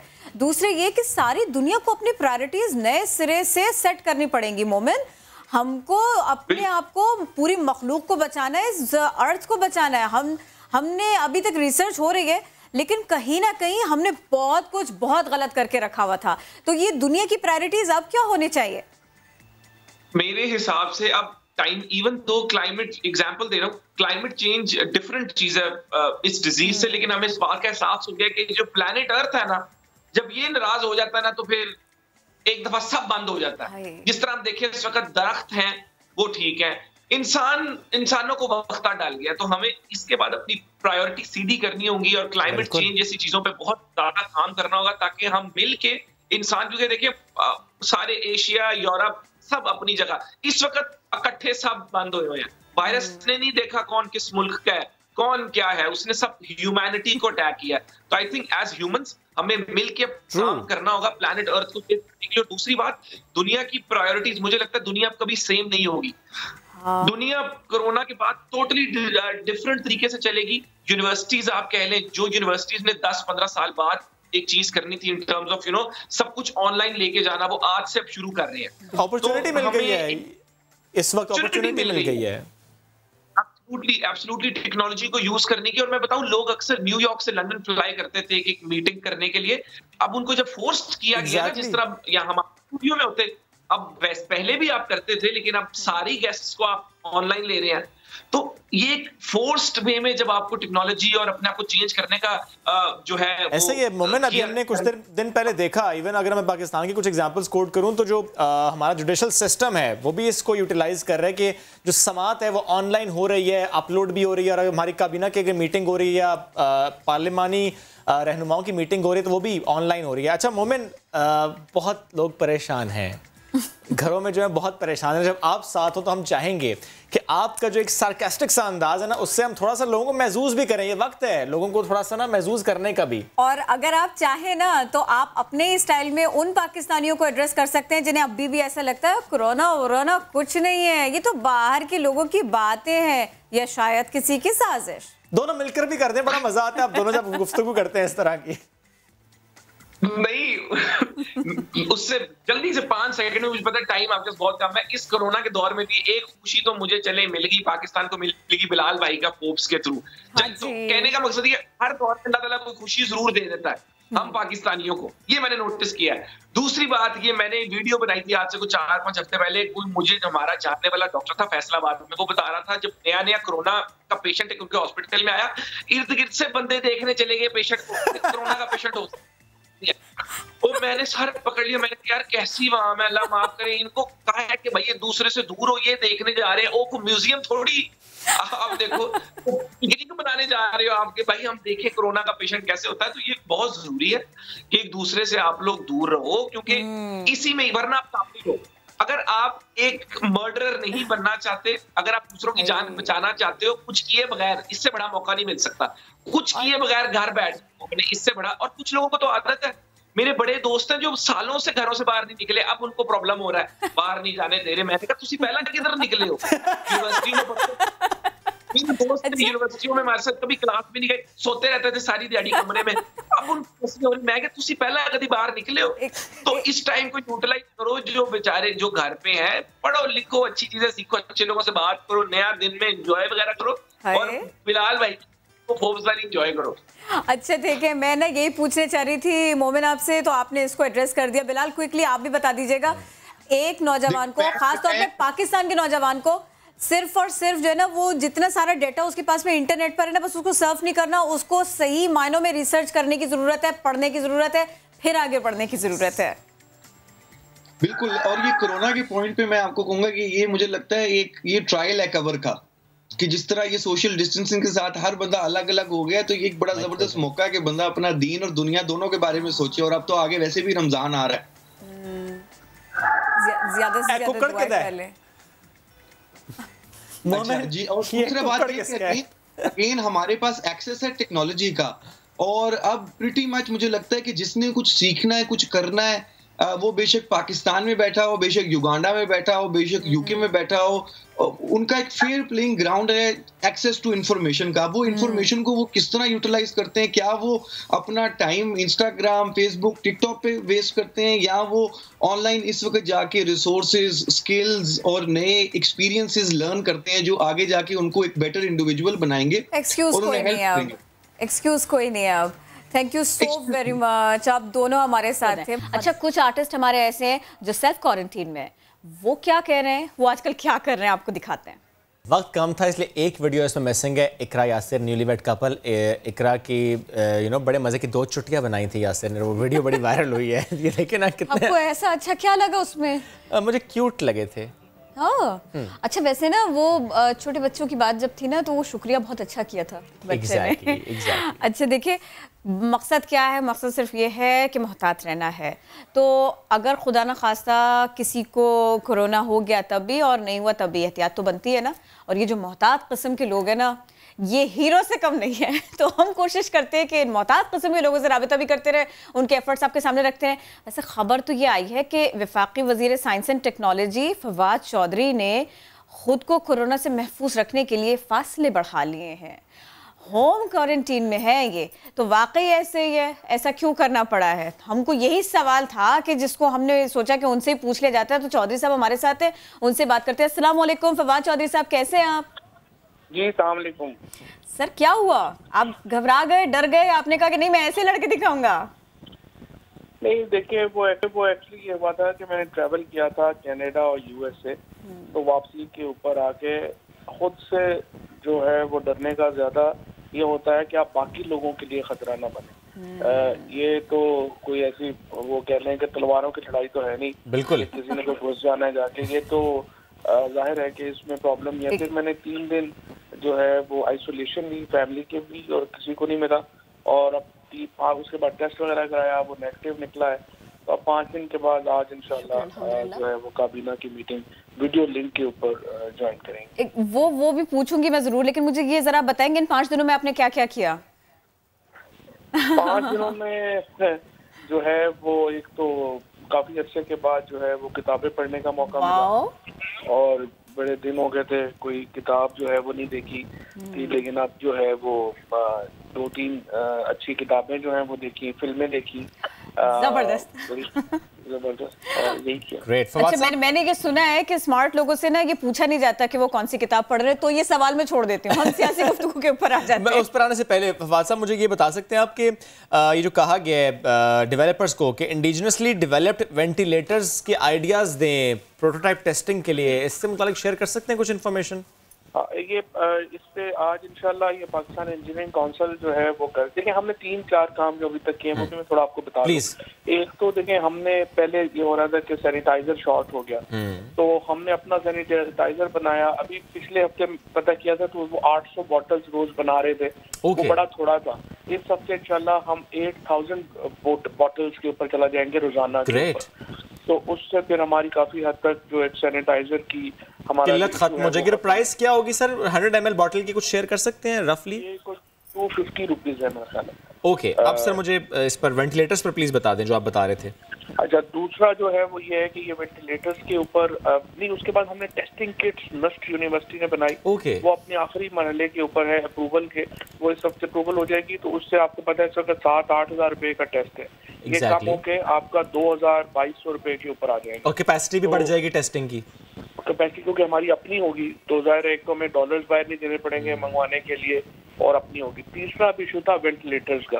वेंटिलेटर्स के लिए ये बड़ा मुश्किल काम है वेंटिलेटर्स बनाना, तो उसके लिए एक पाकिस्तान इंजीनियरिंग काउंसिल जो है वो इस वक्त उसके ऊपर काम कर रही है। आज भी उनकी मीटिंग है, इंशाल्लाह 4-5 दिनों में हम उसके ऊपर बता पाएंगे कि हम वो बना सकते हैं कि नहीं बना सकते, लेकिन हम इंशाल्लाह बना लेंगे, काफी इंशाल्लाह हमें इम्कान है। और वेंटिलेटर्स प्रोक्योर जो हो रहे हैं उसकी फिगर शेयर कर सकते हैं?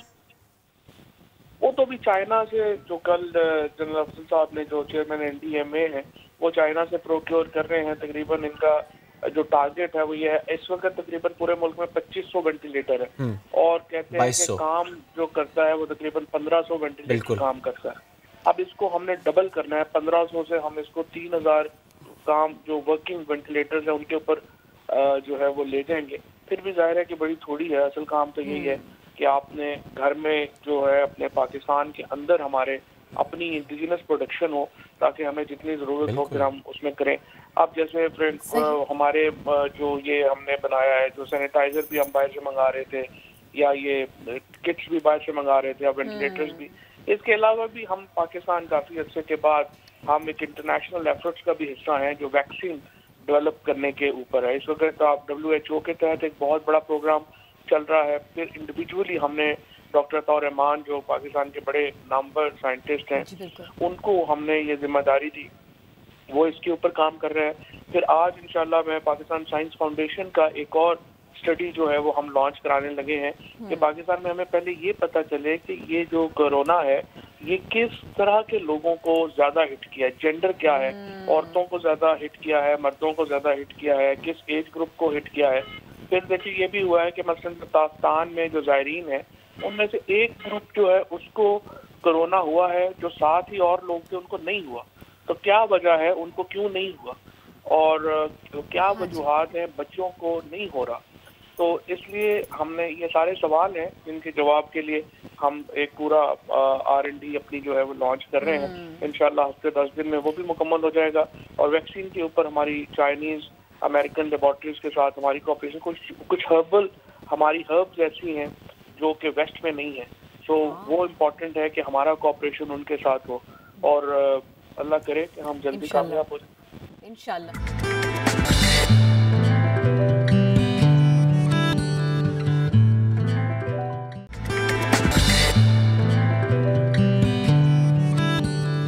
मैं ज़रा अब बात करना चाहूँगी फैसलाबाद की। यहाँ के स्टूडेंट का कारनामा देखिए, नाबीना अफराद के लिए शाहकार जूते तैयार किए हैं।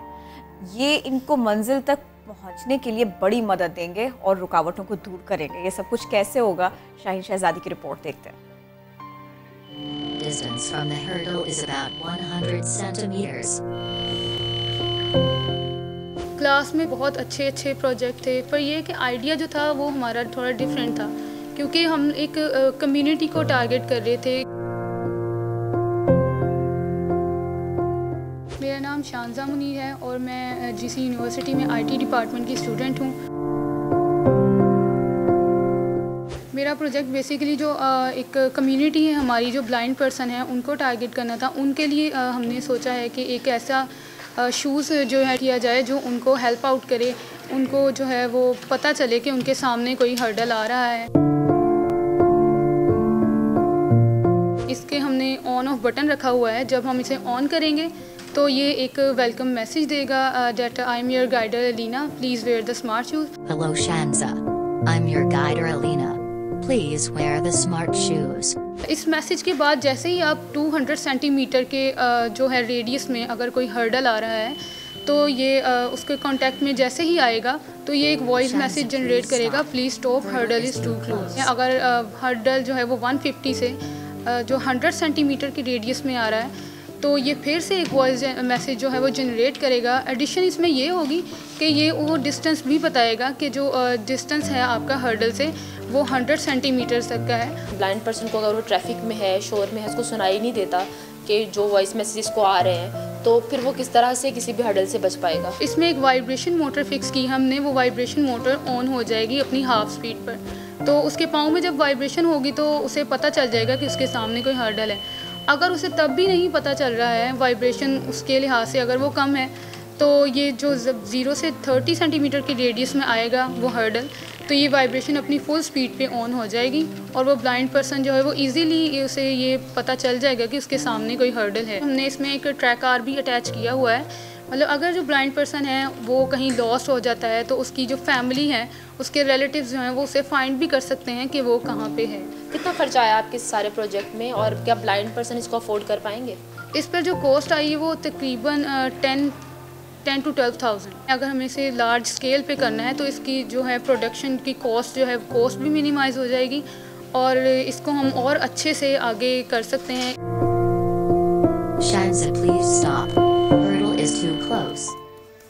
अच्छा, अब एक ख़बर देते हैं हम आपको।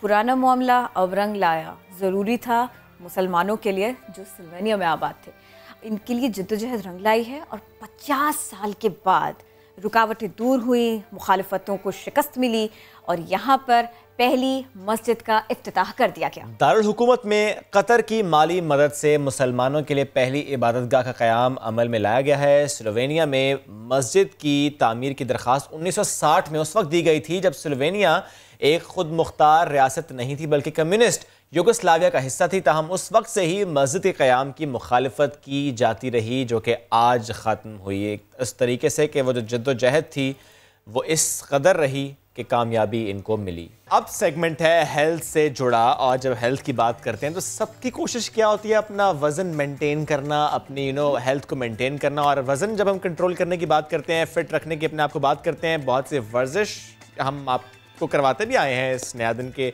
सेट पर। और डाइट प्लान से मुतालिक भी हमने बहुत डिस्कशन और कभी कभी तो बहुत डिबेट भी हमने इस पर की है। एक डाइट प्लान है ऐसा जिसको बहुत मकबूलियत हासिल है गुज़श्ता चंद सालों में। आप ये बताना चाहते हैं? इन था, मैं कहूँगा, जो मेरी अंडरस्टैंडिंग है या नहीं का सवाल अभी हम छोड़ते हैं, ठीक है, क्योंकि किसी को रास आ रहा है, किसी को रास नहीं आ रहा, कोई है परेशान और कोई परेशान नहीं है। लेकिन अभी भी ऐसे लोग हैं कि जो ये जानना चाहते हैं कि आखिर ये डाइट प्लान है क्या। और साथ साथ वो ये भी जानना चाहते हैं कि जो कीटो डाइट है, अब तो ज़ाहिर है कीटो डाइट के बारे में लोगों को मालूम तो है, अब तो मील्स भी मिल जाते हैं, घर में भी आ जाते हैं, लेकिन बहुत सी मिसकंसेप्शंस, एग्जैक्टली कुछ मिसकंसेप्शंस भी इसके साथ एसोसिएट हो चुके हैं। और एक बुनियादी सवाल ये भी है कि कीटो डाइट के साथ मसाइल क्या होते हैं। फॉर एग्जाम्पल, जब आप कीटो डाइट आप स्टार्ट करते हैं तो उसके बाद आपकी बॉडी पे फ़ौरन इम्पैक्ट्स क्या होते हैं और नेगेटिव इम्पैक्ट्स क्या होते हैं, अगर हैं तो उनको मैनेज करना है तो कैसे। इसी पर आज हम करेंगे बात। हमें ज्वाइन किया है न्यूट्रिशनिस्ट हैं आप, डॉक्टर सहर जावेद चावला। गुड मॉर्निंग, कैसी हैं आप? गुड मॉर्निंग, अस्सलाम वालेकुम। मैं ठीक ठाक, उम्मीद है आप लोग भी ठीक ठाक होंगे। अल्हम्दुलिल्लाह, बिल्कुल ठीक ठाक। डॉक्टर साहिबा, ये फरमाइएगा कि हम कीटो डाइट पे बात तो करते हैं, लेकिन फिर भी टू स्टार्ट द डिस्कशन थोड़ा सा क्विकली अगर बता सकें कि कीटो डाइट है क्या और इसका रिजल्ट बॉडी पर होता क्या है। जब हम स्टार्ट करते हैं कीटो डाइट तो बॉडी कैसे रिएक्ट करती है, वजन कैसे इसमें रिड्यूस होता है? जी, किसी भी चीज़ का मसला समझने के लिए, क्योंकि मैं कीटो को मसला ही कहती हूँ, मैं इसके अगेंस्ट हूँ, क्योंकि ये फितरत के अगेंस्ट है। किसी भी चीज़ का मसला समझने के लिए उसका फ़लसफ़ा समझने की ज़रूरत है। हम दरिया को कूजे में बंद करेंगे, जल्दी से कीटो डाइट का फ़लसफ़ा समझ लेंगे ताकि बाद में उसका मसला भी हम समझ सकें। जब भी आप नेचर के अगेंस्ट जाते हैं, आप फितरत के अगेंस्ट जाते हैं, आपके फिजिकल और मेंटल चेंजेस कभी भी पॉजिटिव नहीं हो सकते। हमारी नेचर में हमारी बॉडी ने जिस सोर्स से सबसे पहले एनर्जी डिराइव करनी है, एनर्जी लेनी है, वो हमारे पास कार्बोहाइड्रेट होते हैं, दूसरे नंबर पर फैट आते हैं और तीसरे नंबर पर हमारे पास प्रोटीन आते हैं। अब आइडियली कार्बोहाइड्रेट को हमारे दिन की 45 से 65% कैलोरीज बनानी चाहिए, जबकि कीटो डाइट में उसको 5 से 10% पे रिड्यूस कर दिया जाता है। यानी आइडियली आपको डेली 225 से 325 ग्राम तक, कम से कम 130 ग्राम तक कार्बोहाइड्रेट लेना चाहिए, जो कि कीटो में 20 से 40 ग्राम तक महदूद हो जाती है। जब आपकी बॉडी को carbohydrate first source of energy नहीं मिलता तो वो अपने सेकंड सोर्स की तरफ शिफ्ट होती है। सेकंड सोर्स ऑफ एनर्जी आपके पास फैट है, ताकि कीटो डाइट का फलसफा यही है ना कि बॉडी में कार्ब इतना कम कर दिया जाए कि वो आपके पास फैट को बर्न करना स्टार्ट कर दे। ठीक है, जब फैट आपके पास बर्न होता है उसका बाय प्रोडक्ट होता है कीटोन बॉडीज, जिसकी वजह से इस डाइट को आपके पास कीटो डाइट कहा जाता है। और इससे एसोसिएटेड मसले फिजियोलॉजिकल भी हैं, यानी नॉर्मल बॉडी चेंजेस भी हैं, और पैथोलॉजिकल भी हैं जो कि डिजीज्ड भी हैं। सबसे पहले मैं ये बात करना चाहूँगी कि जिस मकसद के लिए आप ये डाइट कर रहे हैं, यानी वज़न कम करने के लिए, देखिए जी, रास्ता वही इख्तियार करना चाहिए जिसके रिजल्ट्स जो हैं वो लाइफ लॉन्ग हो। इसके रिजल्ट्स लाइफ लॉन्ग नहीं है, इसके रिजल्ट्स सस्टेनेबल नहीं है। आप इससे कीटो डाइट करें ताकि आप वेट लूज़ कर लें। जब आप वेट लूज करते हैं, एक और मिसकॉन्सेप्शन मैं क्लियर कर दूं, जो आपके फैट सेल्स होते हैं ना, once they are formed in your body they never die, they are reduced in size. वो श्रिंक होते हैं, उनका साइज कम होता है, वो कभी मरते नहीं हैं। फैट बर्न हो के आपको एनर्जी प्रोवाइड करती है, आपके फैट सेल्स छोटे होते जाते हैं। कभी ना कभी आप नॉर्मल डाइट की तरफ आएंगे। आप सारी जिंदगी 25-30 ग्राम कार्बोहाइड्रेट पर डे पे जिंदगी नहीं गुजार सकते। ठीक है, इमीडिएट इफेक्ट जो आपकी बॉडी में इसके साथ होता है उसको आप कहते हैं कीटो फ्लू या ब्रेन फॉग। ये बड़ी पॉपुलर टर्म है, कीटो फ्लू और ब्रेन फॉग। होता ये है कि हमारी बॉडी में जो कार्बोहाइड्रेट है वो पानी ज़्यादा होल्ड करके रखता है। जब कार्बोहाइड्रेट आप कम कर देते हैं तो बॉडी में आपके पास जो पानी है उसकी एक्सक्रीशन ज़्यादा हो जाती है। वो पानी जो है अपने साथ बॉडी के ज़रूरी इलेक्ट्रोलाइट्स, पोटेशियम, सोडियम, मैग्नीशियम, इनको भी लेकर एक्सक्रीट होता है। इसकी वजह से बॉडी में चेंजेस आती हैं, डिजीनेस होती है, इरिटेबिलिटी होती है, कन्फ्यूजन होती है। अब बॉडी जो है वही जो मैंने पहले भी बात की है, जब अपनी नेचर के अगेंस्ट जाएगी, वो दूसरे सोर्स ऑफ एनर्जी पर शिफ्ट करेगी। It will take a couple of weeks for a person to behave normally and for his body to react normally to adjust to this new diet plan. इसके results आपके पास sustainable क्यों नहीं है? इससे नहीं है क्योंकि आपके पास जो मसल्स होते हैं वो बने होते हैं प्रोटीन से, और वो ज़्यादा कैलोरीज बर्न करते हैं एज कम्पेयर टू फैट। हमारी बॉडी में एक चीज़ होती है बेसल मेटाबॉलिक रेट, यानी जो भी हम खाना खा रहे हैं वो किसी स्पीड पर आपके पास बॉडी में बर्न होता है। हमारे पास मसल्स में ज़्यादा काबिलियत है उसको ज़्यादा स्पीड से बर्न करने की एज़ कम्पेयर टू आपके फैट सेल्स में। जब आपका लीन मसल लॉस होता है, क्योंकि लीन मसल आपके पास प्रोटीन से भी बना होता है, कार्बोहाइड्रेट से भी बना होता है, वाटर से भी बना होता है। अब कार्ब लॉस भी हो रहा है, वाटर लॉस भी हो रहा है, और कि प्रोटीन कंटेंट मॉडरेट है तो प्रोटीन भी कम है। तो जब आप दोबारा खाना शुरू करेंगे, आपका लीन मास, मसल मास वापस नहीं आएगा, आपका फैट वापस आएगा। जब आपका लीन मसल मास वापस नहीं आएगा तो आपकी कैलोरी बर्निंग स्पीड जो है वो उस स्पीड से नहीं चलेगी जितनी एक हेल्दी पर्सन की चलनी चाहिए, जिसका lean muscle mass percentage healthy होता है, ऑप्टिमल होता है। ये तो आपने हमें वाकई समझा दिया कि कीटो डाइट की तरफ ना ही देखा जाए, ना देखा जाए। लेकिन अब मुझे जरा उन लोगों के लिए बताएं ना जिन्होंने देख नहीं लिया, वो झेल भी रहे हैं और ये जो कुछ हफ्ते बिल्कुल जोन्ड आउट वाले उनके जा रहे हैं, क्या करें फिर? क्योंकि जितना मैं इसको समझ पाई हूँ कि वज़न कम करने के चक्कर में आप अपनी फिटनेस और अपनी ब्यूटी दोनों खो रहे हैं इस सब के नतीजे में। अब मेंटेन कैसे करें? अगर एक बार ये शुरू कर लिया और जितना सख्त किस्म का ये डाइट प्लान है इस सब से गुजर गए, अब उन सारी की सारी चीज़ों को नॉर्मल कैसे करें, ठीक कैसे करें? जी, being a professor, being a nutritionist and educationist whatsoever, मैं कीटो डाइट की इजाज़त सिर्फ तभी दूंगी जब आपको बहुत शॉर्ट टर्म करनी है, जब बहुत थोड़े अरसे के लिए करनी है, किसी की शादी आ रहा है, कोई फंक्शन आ रहा है। अदरवाइज इसको करने की ज़रूरत नहीं है। हाँ, जो लोग अभी ये कर रहे हैं, कोई फंक्शन आ रहा है, थोड़ी देर के लिए फिट होना, फिटनेस इज समथिंग एल्स, उस पर इंशाल्लाह फिर कभी डिबेट करेंगे। थोड़ी देर के लिए आपको लीन होना है तो कीप योरसेल्फ हाइड्रेटेड। यानी हम यूं समझ रहे डॉक्टर साहिबा के एक ऐसा भारी और एक ऐसा महंगा ड्रेस खरीद लिया जिसमें फिक्स आना है, तो एक हफ्ते की कीटो डाइट कर ले, फिक्स आ जाएंगे। एक दोपहर का खाना छोड़ने से डिफरेंस आ जाता है कुछ दिनों के लिए।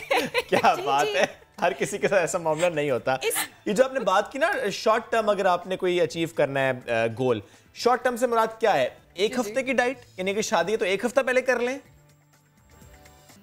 वो शॉर्ट टर्म से तो ये आता होता है ना, अगर आपने खुद को डी ब्लोट करना होता है तो वो डी ब्लोटिंग के अलग सारे तरीके होते हैं जिसके आपकी सेहत पर कोई अफेक्ट नहीं होता है। जो कीटो है, जो हम कीटोन बॉडीज की बात कर रहे हैं, बात थोड़ी सी अब इस पर भी डिस्कस कर लेते हैं। इनकी जो तासीर होती है ये एसिडिक होती है। बॉडी का जो हमारा पीएच है वो कंपैरेटिवली न्यूट्रल होता है। जब वो तेजाबियत की तरफ चला जाएगा वो आपके सारे ऑर्गन्स को अफेक्ट करेगा, और इसके सबसे डिजास्टर्स इफेक्ट्स जो हैं वो किडनी, लिवर, हार्ट और ब्रेन पर होते हैं। I am so sorry to say, with no offence, लेकिन मैं कहती हूँ keto diet is for lazy people, right, जिनको एक्चुअली लाइफ कोचिंग और प्रोफेशनल काउंसलिंग की ज़रूरत है। This is mostly design for those people who have this habit of indulging in binge eating, जिनको बिंज ईटिंग का शौक है, बिकॉज फिर उनको ये रास्ता मिल जाता है कि नाउ यू नो मैं चीज़ भी खा सकती हूँ, मैं I can eat you know Turkey beckons and etcetera etcetera, और मैं मतलब सारे चस्के भी पूरे हो जाते हैं खाने पीने के, और वेट भी पुट ऑन नहीं हो रहा है। ये जो आप सारे चस्के पूरे करना शुरू कर देते हैं ना खाने पीने के, इस चक्कर में आपकी बॉडी का जो बैड फैट कंटेंट है कीटो डाइट में, सैचुरेटेड फैट कंटेंट है, वो ज्यादा हो जाता है। खुदा ना खास्ता बैड कोलेस्ट्रॉल लेवल ज्यादा हो जाते हैं, हार्ट डिजीज का रिस्क जो है वो ज्यादा हो जाता है। डायबिटिक्स के लिए कीटो डाइट बहुत बुरी है, क्योंकि डायबिटिक्स में कॉम्प्लिकेशन होती है डायबिटिक कीटो एसिडोसिस। वो वैसे ही प्रोन होते हैं कीटो बॉडीज की तेजाबियत से ज्यादा अफेक्ट होने पे। तो खुदारा अगर कोई डायबिटिक, खास तौर पे टाइप 1 डायबिटिक्स जो ज्यादा नौजवानों में कॉमन है, आप कीटो डाइट कर रहे हो तो बच्चों प्लीज मत करें। आपको कार्बोहाइड्रेट की जरूरत है, आपको फाइबर की जरूरत है। आपका जो दिमाग है वो सबसे पहले ग्लूकोज को यूज करता है as a source of energy, वो प्रोटीन नहीं यूज कर सकता। कीटोन बॉडीज की मिकदार दिमाग में ज्यादा अच्छी नहीं है। और मैं ना जो पूछना चाह रही हूँ ना आपसे, देखिए जिसने इसको ट्राई कर लिया है, जो थोड़े से प्रॉब्लम्स में आ गया है, मुझे थोड़ा सा उसके लिए बताएं कि अब वो क्या करे, क्योंकि ये तो है ना कि जितना आपने छांटा था, जितना आपने वेट गिराया था, शायद उससे ज्यादा वापस आ जाए। और जैसा आपने बताया ये बड़ा डैमेजिंग है ऑर्गन्स के लिए भी, जाहिरी तौर पर स्किन के लिए भी होगा, बालों के लिए होगा, दांतों के लिए होगा, ब्रेन के लिए। तो थोड़ा सा उसको कवर करने के लिए क्या करें? जितना क्विक अपना वजन गिराने की कोशिश की थी, अब उतना क्विक तो डैमेज दूर होगा नहीं, है ना? जी, so there are no shortcuts to anything worth achieving. Basically ये बात, अपने आप को बहुत ज़्यादा हाइड्रेटेड रखें, क्योंकि हाइड्रेशन की आपको कमी हुई है। अपनी स्लीप आप बहुत ज़्यादा प्रॉपर लें, ताकि वो जो आप कीटो फ्लू और ब्रेन फॉग की कंडीशन में और जो एक मेटाबॉलिक डिकम्पनसेशन हुई है उससे बेटर हो जाएं। ठीक है, आपको जो कीटो डाइट में, बिकॉज आप फाइबर कम लेते हैं, आप कार्ब्स कम लेते हैं, आप रोटी नहीं लेते हैं, हमारे पास जो होल व्हीट रोटी होती है वो बेतहाशा वाइटामिन, मिनरल्स और न्यूट्रिएंट्स के साथ आती है। आप फल नहीं लेते हैं कीटो डाइट में, और फल आपके पास लोडेड होते हैं फाइबर, वाइटामिन, न्यूट्रिएंट्स और मिनरल्स के साथ, फाइबर जो आपकी डाइजेशन के लिए चाहिए। और फल इससे नहीं लेते हैं क्योंकि कार्बोहाइड्रेट कंटेंट इतना लिमिटेड होता है कि कीटो डाइट में डिजाइन कि अगर वो जरा सा भी ज्यादा हो जाए कीटो डाइट रुइन हो जाती है। अब आप क्या करें, अब हौसला करें और खुद को हाइड्रेटेड रखें। आहिस्ता आहिस्ता फलों का इस्तेमाल स्टार्ट करें, सब्जियों का इस्तेमाल स्टार्ट करें, और प्लीज किसी न्यूट्रिशनिस्ट के मशवरे से फॉरेन विटामिन सप्लीमेंट्स या फिर नया दिन देखें तो उसमें आपको पूरा नुस्खा मिल जाएगा। अच्छा सर साहब, आप ये बताइएगा, क्योंकि आपकी इतनी एक्सपर्टीज हैं, तो मैं चाह रहा हूँ कि प्लीज ये भी एक्सप्लेन कर दें, एक बेस्ट डाइट प्लान क्या होना चाहिए? जी, एक बेस्ट डाइट प्लान आपके पास वो होना चाहिए जिसमें दिन में आपके पास आपकी 45 से 65% जो कैलोरीज ऑफ एनर्जी हैं वो कार्बोहाइड्रेट से आए, 10 से 15% फैट से आए, और बाकी 15 से 20% आपके पास प्रोटीन से आए। और ये समझने के लिए, फैट्स और प्रोटीन, ये समझने के लिए कि इतनी एनर्जी यहाँ से, इतनी एनर्जी वहां से है, उसके लिए क्या करें? उसके लिए डेफिनेटली आपको गाइडेंस की, एक्सपर्टाइज की जरूरत है। Do not make yourself prone to experimentation. Please एक आध कंसल्टेशन किसी न्यूट्रिशनिस्ट से, किसी प्रोफेशनल कंसल्टेंट से कर लें, so that you have a clear idea. और वैसे भी एक सेटिंग में आपको आइडिया हो जाता है कि किसमें कितनी एनर्जी और आपको आपकी रिक्वायरमेंट क्या है, क्योंकि हर शख्स की रिक्वायरमेंट मुख्तलिफ है। बहुत शुक्रिया, डॉक्टर साहब मौजूद थे और इस सिलसिले में हम गुफ्तगू कर रहे थे कि कीटो डाइट एक तो एक अच्छी है नहीं, और जिसने करने का इरादा किया था वो तर्क कर दे, जो कर रहा था वो अभी छोड़ दे, और जिसने कर ली और अब नुकसान उठा रहा है वो इस सेगमेंट को दोबारा से देखे।